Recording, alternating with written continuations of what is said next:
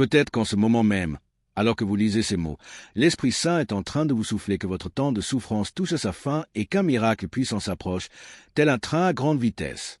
Il existe un secret caché dans les Saintes Écritures, un principe divin qui détermine le moment exact où nos épreuves prennent fin et où les cieux s'ouvrent pour déverser des bénédictions que nous ne pouvons même pas imaginer.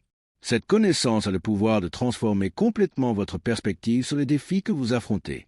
Il y a des moments dans notre parcours chrétien où nous avons l'impression de traverser une vallée sombre et sans fin. Vous êtes peut-être confronté à des difficultés financières désespérées, à un problème de santé persistant, à une relation brisée ou à une dépression spirituelle qui sape toute votre foi. Mais ce que vous ignorez, c'est qu'il existe une horloge divine qui marque la fin exacte de votre épreuve.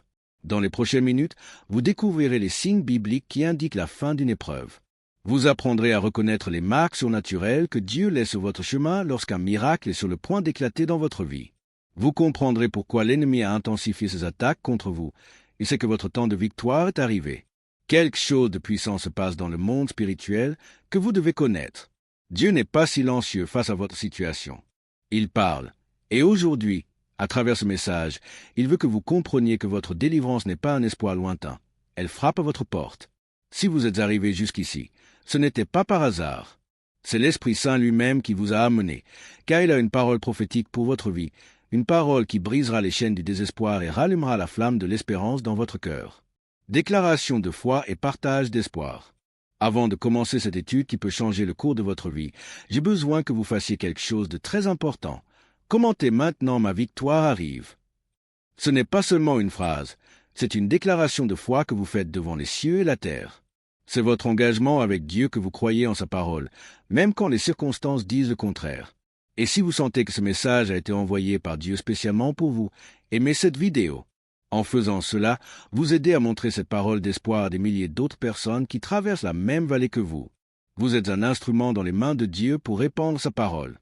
Quel honneur!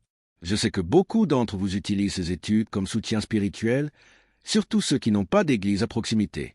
C'est pourquoi, avant chaque étude, notre famille spirituelle a l'habitude de commenter Paix en Christ comme un signe d'union et de foi.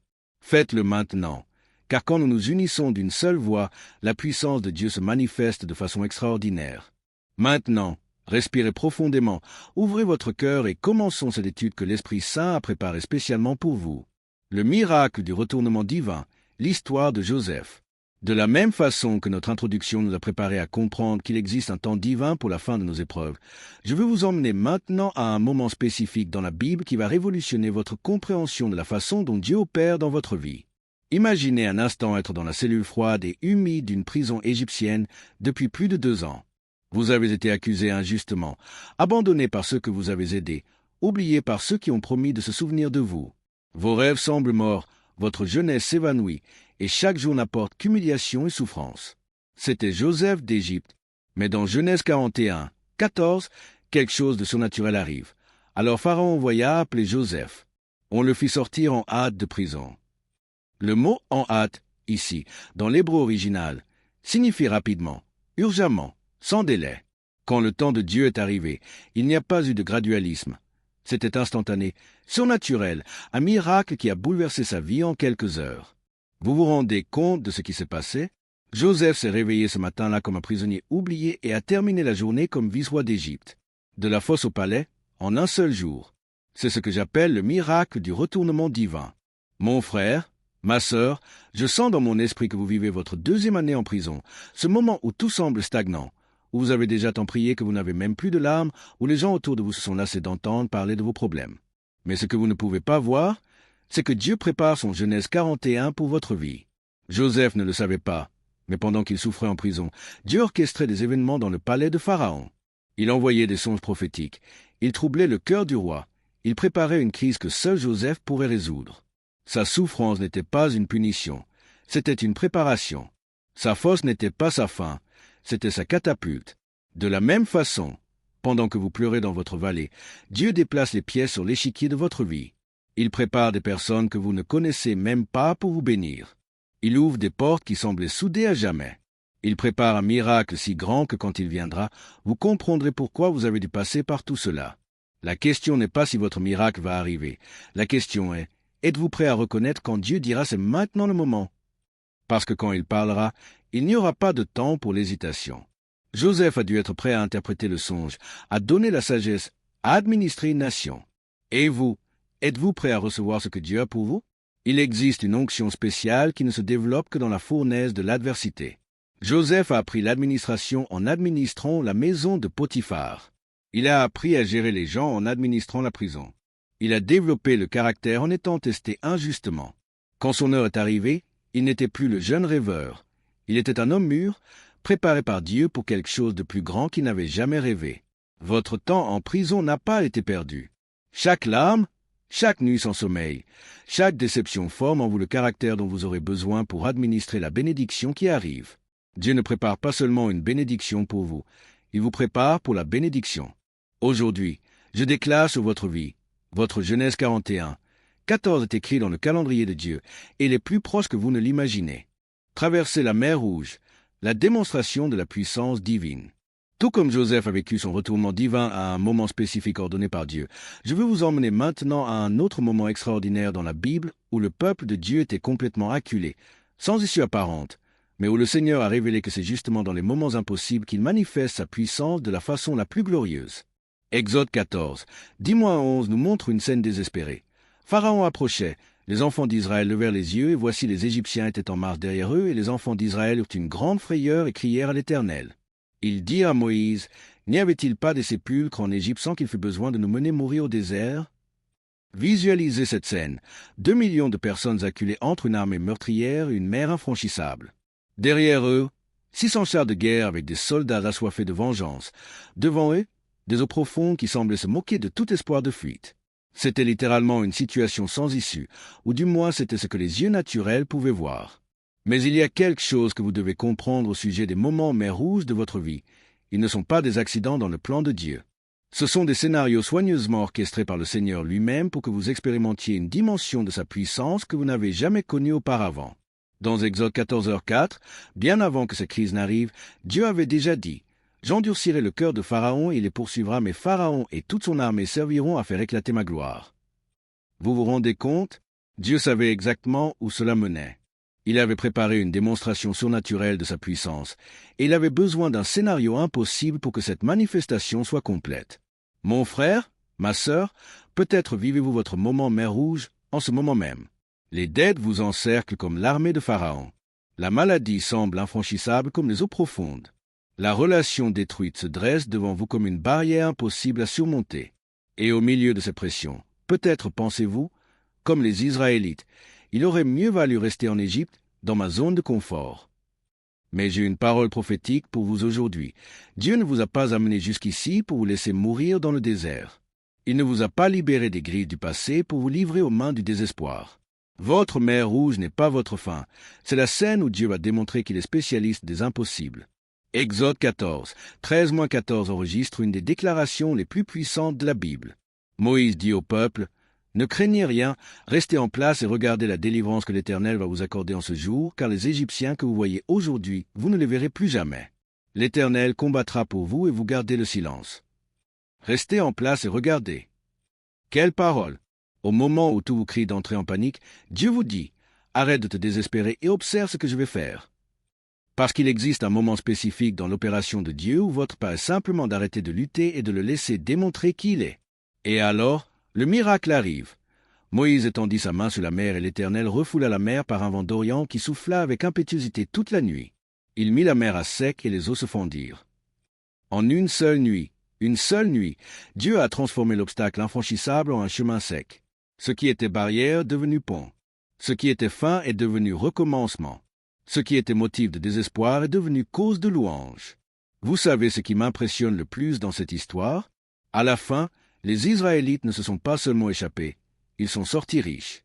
Exode 14h30 dit que le jour suivant, ils ont trouvé sur la plage tous les trésors des Égyptiens morts.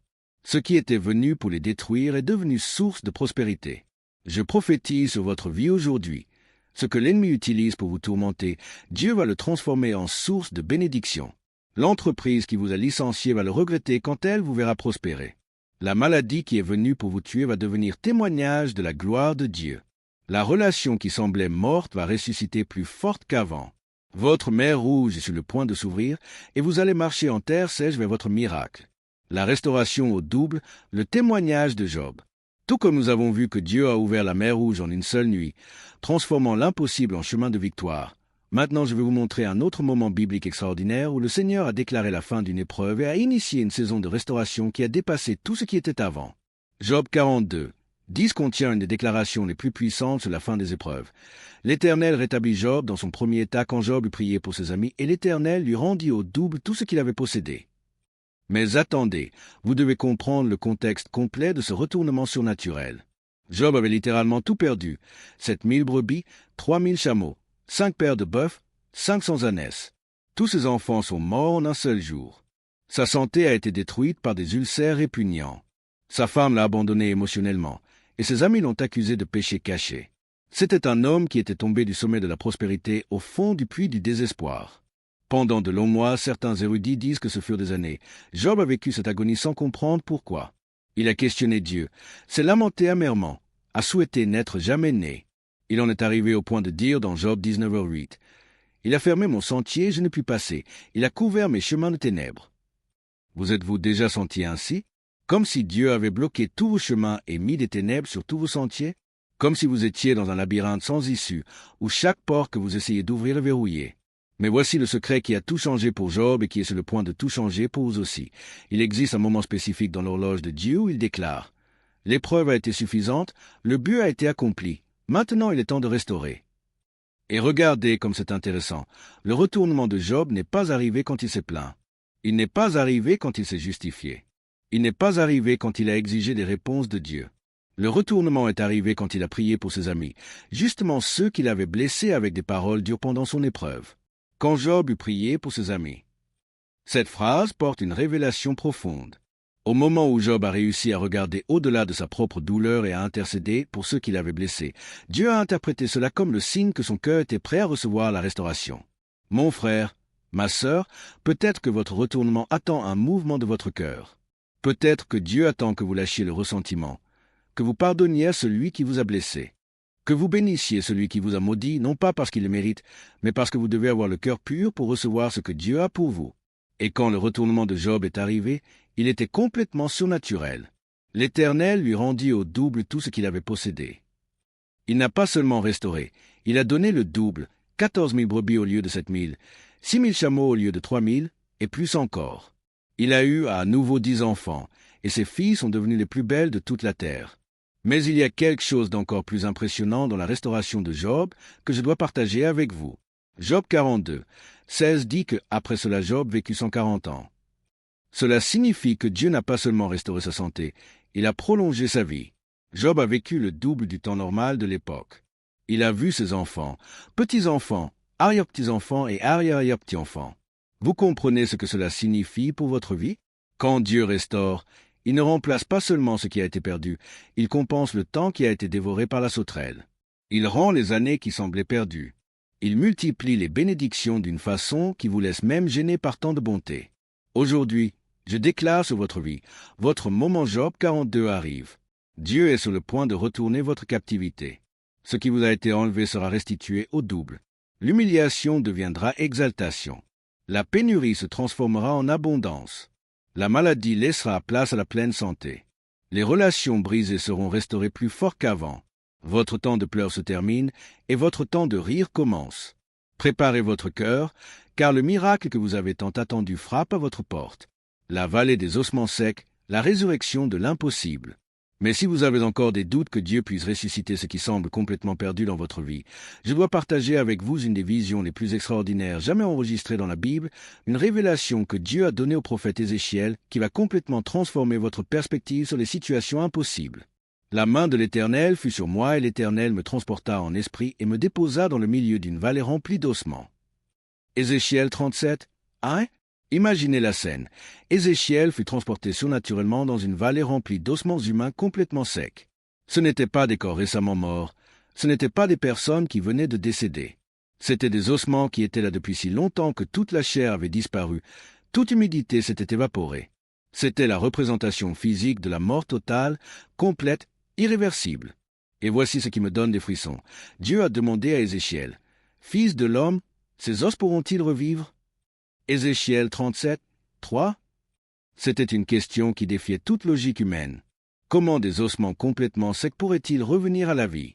Comment quelque chose qui était mort depuis si longtemps pourrait-il ressusciter? Mon frère, ma sœur, peut-être regardez-vous votre vie aujourd'hui et ne voyez-vous que des ossements secs. Peut-être votre mariage semble-t-il mort depuis si longtemps que vous ne vous souvenez même plus quand il y avait de l'amour là. Peut-être vos rêves sont-ils enterrés depuis des années et vous n'arrivez plus même à imaginer qu'ils se réalisent. Peut-être votre situation financière est-elle si dévastée qu'une récupération semble impossible. Peut-être votre santé est-elle si affaiblie que vous avez perdu tout espoir d'amélioration. Et écoutez ce qui se passait quand Ézéchiel a obéi à l'ordre de Dieu et a prophétisé sur ses ossements. Je prophétisais selon l'ordre que j'avais reçu, et comme je prophétisais, il y eut un bruit, et voici, il se fit un mouvement, et les os s'approchèrent les uns des autres. Ézéchiel 37, 7. Vous saisissez le modèle prophétique ici. D'abord vint le bruit, puis le mouvement, puis la connexion. Quand Dieu est sur le point de ressusciter quelque chose dans votre vie, les premiers signes sont spirituels. Vous commencez à sentir une inquiétude, un mouvement dans le monde spirituel, une sensation que quelque chose va changer. C'est comme si le ciel commençait à se mouvoir en votre faveur avant même que vous ne voyiez la moindre évidence physique. Et observez la séquence divine de la restauration. Je regardais et voici leur vint des nerfs, la chair crue et la peau les recouvrit par-dessus, mais il n'y avait point en eux d'esprit. Ézéchiel 37, 8. Dieu n'a pas tout fait d'un coup, il a restauré par étapes, d'abord la structure, puis la chair, puis la peau. Chaque phase avait son but, son temps, son importance. C'est prophétique pour votre vie. Si vous commencez à avoir de petits signes de changement, de petites améliorations, de petits mouvements dans votre situation, ne méprisez pas ces évidences. Elles peuvent être les nerfs et la chair croissant sur les ossements secs de votre circonstance. Dieu travaille systématiquement pour ramener la vie complète à ce qui semblait totalement perdu. Mais voici la partie la plus puissante. Même après toute la restauration physique, les corps n'avaient toujours pas de vie. Il fallut une seconde prophétie. Vient des quatre vents, esprit, et souffle sur ces morts, et qu'ils revivent. Ézéchiel 37, 9. Et quand Ézéchiel prophétisa une seconde fois, l'esprit entra en eux, et ils reprirent vie, et ils se tinrent sur leurs pieds. C'était une armée nombreuse, très nombreuse. Ézéchiel 37, 10. Vous comprenez la révélation ici? Dieu n'a pas seulement restauré ses ossements à la vie, il les a transformés en une armée puissante. Ce qui était complètement mort n'est pas seulement revenu à l'existence, mais est devenu une force extraordinaire. C'est la spécialité de Dieu. Il ne répare pas seulement ce qui est cassé, il fait mieux que ce qui était avant. Et savez-vous ce que cela signifie pour votre situation actuelle? Si Dieu prépare une résurrection dans votre vie, vous ne reviendrez pas simplement au point où vous étiez avant l'épreuve. Vous serez promu à un niveau d'autorité, de prospérité et d'influence que vous n'avez jamais eu. Votre témoignage deviendra une arme puissante pour édifier la foi d'autres qui passent par des vallées similaires. La question que Dieu a posée à Ézéchiel, il vous la pose aujourd'hui. Ces os pourront-ils revivre? Et la réponse est la même qu'Ézéchiel a donnée. Seigneur éternel, tu le sais. Quand vous n'arrivez plus à croire à l'impossible par vous-même, vous transférez la responsabilité à celui qui se spécialise dans les impossibles. Une connexion divine et un appel à l'action. Mon frère, ma sœur, il y a quelque chose de spécial en vous, une faim spirituelle différenciée, une soif authentique de la parole de Dieu qui vous distingue de la multitude. Vous n'êtes pas une personne ordinaire. Vous êtes quelqu'un que l'Esprit Saint a choisi pour recevoir une parole prophétique spécifique sur la fin de vos épreuves et l'arrivée de votre miracle. Et le fait que vous soyez resté ici, absorbant chaque mot, chaque révélation, chaque promesse biblique, est la preuve que Dieu a quelque chose de grandiose préparé pour votre vie. Maintenant, j'ai besoin que vous fassiez quelque chose de très spécifique comme démonstration de votre engagement envers ce que vous avez entendu aujourd'hui. Commentez exactement cette phrase. Je suis arrivé jusqu'à la fin parce que je sais que mon miracle arrive. Ce n'est pas seulement une phrase, c'est votre déclaration de foi devant les cieux. C'est votre témoignage que vous croyez en la parole prophétique que vous avez reçue aujourd'hui. Quand vous commentez cette phrase, vous me permettez de connaître les noms des élus qui sont arrivés jusqu'à la fin de cette révélation divine. Et maintenant, je dois parler de quelque chose de crucial. Partagez ce message. Imaginez un moment un homme qui a découvert le remède à une maladie mortelle. Ce serait un crime contre l'humanité s'il gardait cette information seulement pour lui, n'est-ce pas? De la même façon, vous venez de recevoir une parole qui peut transformer des vies, qui peut sortir des gens de la dépression, qui peut restaurer des espoirs détruits. En ce moment même, il existe des milliers de personnes qui passent par la même angoisse que vous traversiez avant de regarder cette vidéo. Des personnes qui pleurent dans leur chambre, qui perdent la foi, qui pensent à tout abandonner. Et vous avez entre vos mains le pouvoir de porter cette parole d'espoir jusqu'à elle. Quand vous partagez cette vidéo, vous devenez un instrument dans les mains de Dieu pour répandre sa parole. C'est comme la parabole des talents. Dieu vous a donné une révélation, et maintenant il observe ce que vous allez en faire. Allez-vous l'enterrer dans l'oubli ou allez-vous la multiplier en la partageant avec d'autres? Souvenez-vous, qui sème l'espoir récolte des miracles. Et concernant l'abonnement à cette chaîne, laissez-moi vous expliquer avec une métaphore simple. Imaginez que vous découvriez une source d'eau pure au milieu du désert. Boiriez-vous une fois et partiriez-vous, courant le risque de mourir de soif après, ou marqueriez-vous bien l'emplacement pour toujours y revenir quand vous en auriez besoin? Cette chaîne est votre source spirituelle. C'est ici que Dieu a établi un autel de prière et de révélation pour votre vie. Si vous n'êtes pas encore abonné, je dois vous poser une question qui peut déranger mais qui doit être posée. Comment pouvez-vous recevoir tant de Dieu à travers ce ministère et ne pas vous engager avec lui? Comment pouvez-vous être béni et ne pas béni en retour? L'abonnement est gratuit, mais représente votre engagement avec le mouvement de Dieu dans votre vie. Cependant, si vous êtes déjà abonné, je vous félicite. Vous avez compris que Dieu a établi ici un point de rencontre spirituelle. Vous faites partie de cette famille qui se nourrit de la parole pure de Dieu. Vous êtes quelqu'un qui valorise ce qui est sacré. Continuez à regarder nos vidéos, car tout comme un feu a besoin de bois constamment pour ne pas s'éteindre, votre foi a besoin d'être alimentée constamment par la parole de Dieu pour rester allumée. Chaque vidéo est un nouveau bois pour la flamme de votre espoir. Profitez de ce moment sacré pour dédier quelques mots de louange et de gratitude au Seigneur pour le jour d'aujourd'hui, pour les révélations que vous avez reçues, pour le miracle qui est en chemin.